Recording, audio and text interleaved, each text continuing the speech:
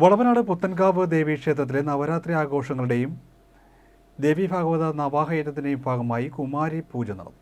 രാഷ്ട്രഭാരതത്തിൽ പൂർവകാല ഋഷീശ്വരന്മാർ നവരാത്രി പദ്ധതി ആവിഷ്കരിച്ച് അത് ക്ഷേത്രങ്ങളിൽ വിശേഷിച്ച് 4 നവരാത്രിയാണ് നമ്മൾ അനുഷ്ഠിക്കുന്നത്. അതിൽ പ്രാധാന്യമുള്ളത് മേടമാസത്തിലെ വസന്ത നവരാത്രിക്കും കന്നിയിൽ വരുന്ന ശരത്ത് നവരാത്രിക്കുമാണ് പ്രാധാന്യമുള്ളത്. നമ്മുടെ കേരളത്തിൽ പൊതുവെ കന്നിമാസത്തിലെ കർത്തവാവിന് ശേഷമുള്ളതായിട്ടുള്ള 10 ദിവസങ്ങൾ പ്രഥമ മുതൽ നവമി വരെയുള്ള 9 ദിനരാത്രങ്ങളിൽ നവരാത്രിയോടനുബന്ധമായിട്ട് മിക്കവാറും നവാഹയജ്ഞങ്ങളും അതിനോട് കൂടിയിട്ട് കുമാരി പൂജയും നടന്നു വരുന്നു. 1-ാമത്തെ ദിവസം, അതായത് പ്രഥമ തിഥി മുതൽ നവമി വരെയുള്ള ദിവസങ്ങളിൽ ക്രമേണ 2 വയസ്സ് മുതൽ 10 വയസ്സ് വരെയുള്ള ബാലികമാരെ ഭഗവതിയുടെ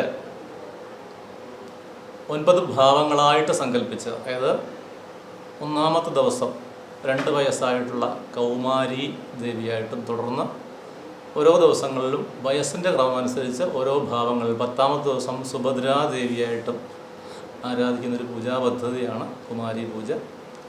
ഈ ബാലികമാർക്ക് അവരുടെ ജീവിതത്തിൽ സർവതോമുഖമായിട്ടുള്ള ശ്രേയസ്സും വിദ്യാഭ്യാസ പുരോഗതിയും അതോടൊപ്പം ദൈവികമായിട്ടുള്ള ചിന്താഗതികൾ, സദ്വാസനകളെല്ലാം ഉദയം ചെയ്തതിന് വേണ്ടിയിട്ടാണ് കുമാരി പൂജ നടത്തുന്നത്. നാരായണ ലക്ഷ്മീ നാരായണ നാരായണ ശ്രീദുർഗേ നാരാഹിമാം അമ്മേ മഹേശ്വരി പാഹിമാം ലോകനാഥേ പാഹിമാം വളവനാട് പുത്തൻകാവ് ദേവീക്ഷേത്രത്തിലെ നവരാത്രി ആഘോഷങ്ങളുടെയും ദേവി ഭാഗവത നവാഹയജ്ഞത്തിൻ്റെയും ഭാഗമായി കുമാരി പൂജ നടന്നു. 2 വയസ്സ് മുതൽ 10 വയസ്സ് വരെയുള്ള പെൺകുട്ടികളാണ് കുമാരി പൂജയിൽ പങ്കെടുത്തത്.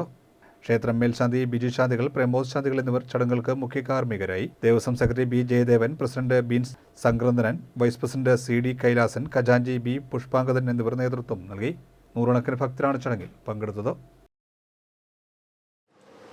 7-ാം ദിവസമാണ് പൂജ വയ്പ്. രാത്രി 8 മണിക്കാണ് പൂജ വയ്പ്.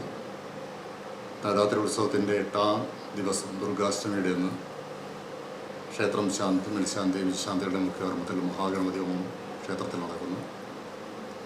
9-ാം ദിവസം മഹാനവമിയാണ്. അന്ന് നവാക്ഷരി ഹോമം. മനുഷ്യൻ്റെ എല്ലാവിധ പുരോഗതിക്കും ഉതകുന്ന രീതിയിലുള്ള നവാക്ഷരി ഹോമമാണ് ക്ഷേത്രത്തിൽ നടക്കുന്നത്. നവാക്ഷരി ഹോമം നടക്കുന്ന സമയം രാവിലെ 7 മണിക്കാണ്. കഴിഞ്ഞ വർഷവും നല്ല രീതിയിലുള്ള പങ്കാളിത്തോടെ നടത്താൻ കഴിഞ്ഞു. തുണയും എല്ലാവിധത്തിലുള്ള ഭക്തജനങ്ങളുടെയും സാന്നിധ്യത്തിൽ ക്ഷേത്രം നവാക്ഷരി ഹോമം വളരെ വിപുലമായി നടത്തുവാനാണ് തീരുമാനിച്ചിരിക്കുന്നത്. 10-ാം ദിവസമാണ് വിജയദശമി. അന്ന് പൂജയെടുപ്പാണ്. രാവിലെ 8 മണിക്ക് വിദ്യാരംഭം കുറിക്കുന്നതിന് വേണ്ടിയിട്ട് ക്ഷേത്രം ശാന്തികളായിട്ടുള്ള വിശാന്തികളും പ്രമോദ് ശാന്തികളുടെ നേതൃത്വത്തിൽ വിദ്യാരംഭം. അതിനുശേഷം വൈകുന്നേരം മെഗാ തിരുവാതിര, അതിനുശേഷം അന്നദാനം. പരിപാടികളെല്ലാം തന്നെ എല്ലാ ഭക്തജനങ്ങളും പങ്കെടുത്ത് വിജയിപ്പിക്കണമെന്ന്